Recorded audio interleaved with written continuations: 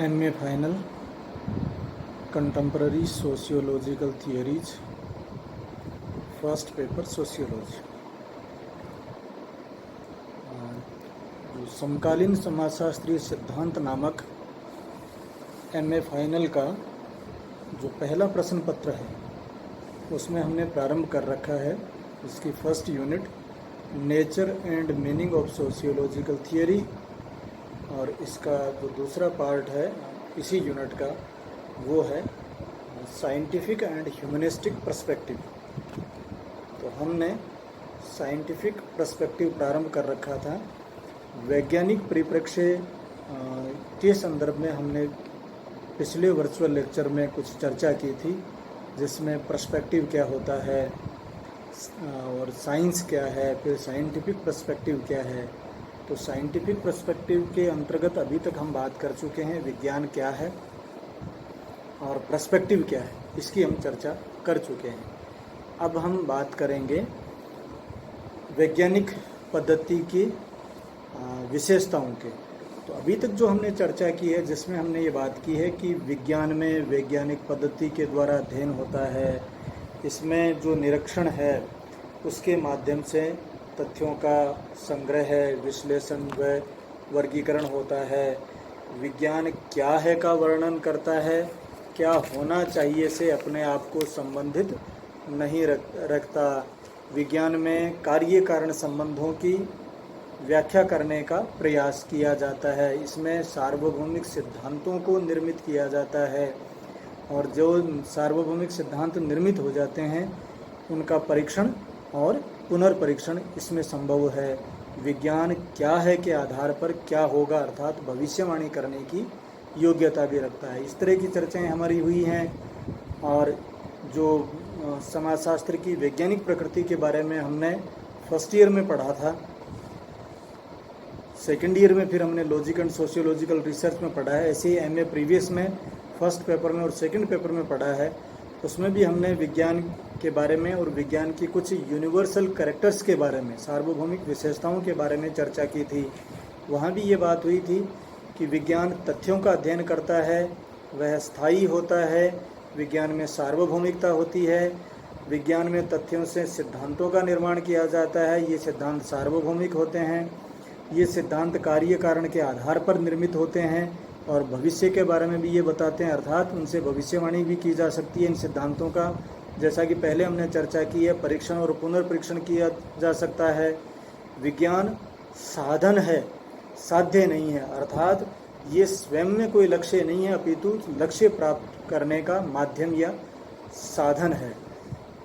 हम ये भी बात कर चुके हैं कि विज्ञान एक ऐसी पद्धति है जिसके माध्यम से ज्ञान प्राप्त किया जा सकता है। तो ये चर्चाएं अभी तक के हमारे जो अध्ययन है उसमें हो चुकी हैं। आज हम बात करेंगे वैज्ञानिक पद्धति, जिस वैज्ञानिक पद्धति की हम विज्ञान में बार बार चर्चा कर रहे हैं, उस वैज्ञानिक पद्धति की विशेषताएं क्या हैं, इनकी बिंदुवार हम चर्चा करेंगे। तो पहली विशेषता के बारे में हम बात करें कि वैज्ञानिक पद्धति में तथ्यों का स्पष्ट एवं सम्यक विभाजन होता है।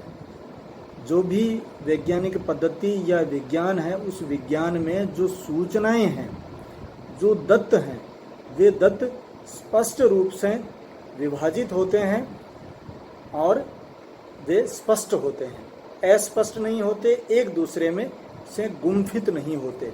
ये वैज्ञानिक पद्धति की और विज्ञान की पहली विशेषता है।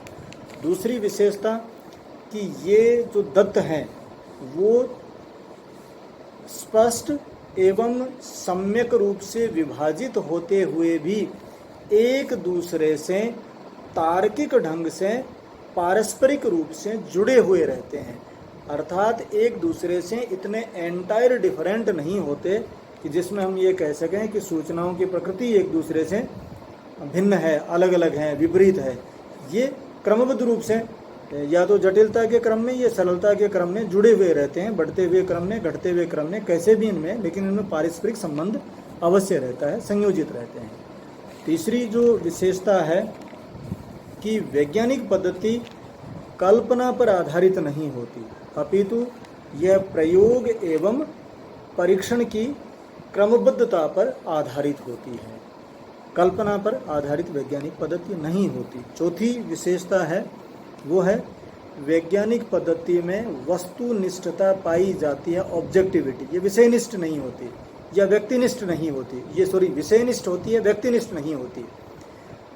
जो कोई भी विषय है, जिस रूप में वो सूचनाएं हैं उसी रूप में वो सूचनाएं उसमें सम्मिलित की जाएंगी। व्यक्ति के अपने हित, उसकी अपनी रुचियां, उसके अपने पसंद, उसकी अपनी नापसंद ये नहीं होते, उसके व्यक्तित्व का प्रभाव विषय पर नहीं पड़ता है। तो ये भी एक वैज्ञानिक पद्धति की विशेषता होती है। पांचवी विशेषता जो वैज्ञानिक पद्धति की है वो ये है कि इसमें अध्ययन पक्षपात रहित होता है। अध्ययनकर्ता, अनुसंधानकर्ता का पक्ष, उसके विचार, उसकी विचारधारा, उसकी व्यक्तिगत प्रतिबद्धता इसमें सम्मिलित नहीं होती है, अपितु अभी जैसे हमने चर्चा की है, जिस रूप में सूचनाएं जैसे उपलब्ध होती हैं उन सूचनाओं का उसी रूप में एकत्रीकरण करके निष्कर्ष तक पहुंचने का प्रयास किया जाता है। तो पक्षपात रहित अध्ययन इसमें होता है। छठी जो विशेषता है वैज्ञानिक पद्धति की, कि वैज्ञानिक पद्धति व्यक्तिगत भावनाओं एवं पूर्वाग्रहों तथा मूल्यों से निरपेक्ष होकर अध्ययन करती है वस्तुनिष्ठ रूप से। सातवीं विशेषता, वैज्ञानिक पद्धति में सत्यापनशीलता का गुण निहित होता है, अर्थात प्राप्त सूचनाओं का, प्राप्त निष्कर्षों का या वैज्ञानिक पद्धति के माध्यम से किए गए अध्ययन से निर्मित सिद्धांतों का परीक्षण और पुनर्परीक्षण संभव किया जा सकता है। यदि परिस्थितियां समान हैं तो सूचनाएं वैसी ही आनी चाहिए जैसी पहले आई थी, तो उनका सत्यापन और परीक्षण बार बार किया जा सकता है इस अध्ययन पद्धति के माध्यम से। आठवीं विशेषता, वैज्ञानिक पद्धति के माध्यम से किए गए अध्ययन में निश्चितता का गुण निहित होता है। जो कोई निष्कर्ष पहले निकले थे वैसे ही निष्कर्ष निश्चित रूप से समान परिस्थितियों में निकलेंगे। अगर कारण समान हैं, परिस्थितियां समान हैं, अन्य स्थितियां नहीं बदली हैं, तो निश्चित रूप से वही निष्कर्ष पहले से जैसा आया था वैसा ही आएगा। तो निश्चितता का गुण इसमें निहित होता है। अगली विशेषता, नवी विशेषता, कि इसमें सामान्यता का, जनरलिटी का या सामान्यीकरण का गुण निहित होता है। वैज्ञानिक पद्धति को प्रयुक्त करके किए गए अध्ययन के निष्कर्षों को हम जिस समूह से वो सूचनाएं या दत्त संकलित किए गए हैं उस पूरे समूह पर समान रूप से लागू कर सकते हैं। वो सबके लिए सामान्य है, ना कि केवल समग्र के अंदर जो सैंपल लिया गया था उस सैंपल से प्राप्त सूचनाओं के आधार पर हमने निष्कर्ष निकाले इसलिए उस सैंपल पर ही वो लागू हो, ऐसा नहीं होगा। संपूर्ण समग्र पर वो निष्कर्ष लागू होगा। तो सबके लिए सामान्य होता है, कोई विशेष नहीं होता। तो सामान्यता का गुण इसमें निहित होता है। जो 10वां ये विशेषता बताई गई है वो 10वीं विशेषता है कि वैज्ञानिक पद्धति के माध्यम से किए गए अध्ययन में भविष्यवाणी करने की या पूर्वानुमान लगाने की क्षमता होती है। हम वैज्ञानिक पद्धति के माध्यम से किए गए अध्ययन से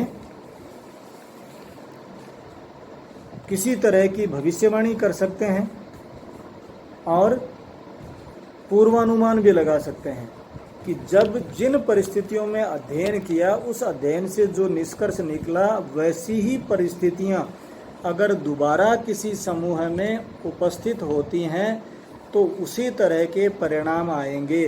तो जैसे ही परिस्थितियों का निर्माण प्रारंभ होता है और वो परिस्थितियाँ पहले वाली परिस्थितियों के आसपास जाती हैं, तो हम उन परिस्थितियों के आधार पर ये पूर्वानुमान लगा सकते हैं कि इस तरह के परिणाम आएंगे और इसी तरह से हम भविष्यवाणी कर सकते हैं। तो ये वैज्ञानिक पद्धति के तत्व या सामान्य विशेषताएं थी जो हमने विभिन्न विद्वानों के बारे में चर्चा की है या विज्ञान की परिभाषा की चर्चा हमने की है। उसके विश्लेषण करने से ये सामान्य जो विशेषताएं हैं वैज्ञानिक पद्धति की वो स्पष्ट होती हैं, जिनकी हमने चर्चा की है। इसी तरह की विशेषताएं जो फ्रेंड एंड कर्लिंगर हैं उन्होंने भी अपने अध्ययन में निकाली हैं। वे भी यही बातें करते हैं कि जो विज्ञान है, विज्ञान में अनुभवाश्रित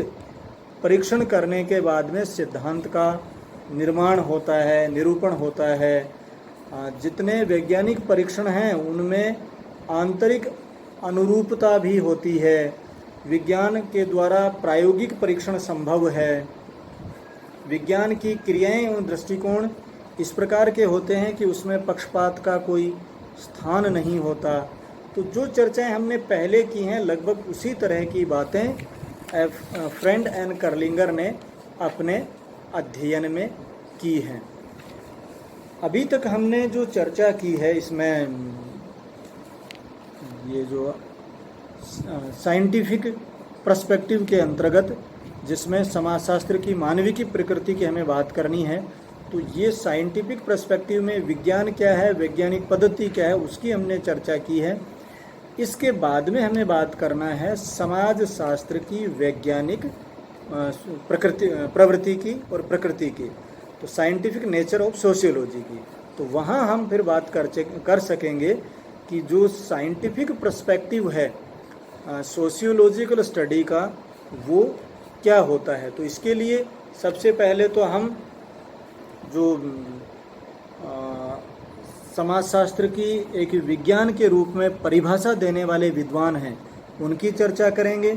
किन किन लोगों ने समाजशास्त्र को विज्ञान बताया है, जिसमें ओडम हैं जिन्होंने अंडरस्टैंडिंग सोसाइटी नामक बुक लिखी है, एमिल डर्कहाइम हैं the rules of sociological method लिखते हैं, मैक्स वेबर हैं थियरी एंड सोशल स्ट्रक्चर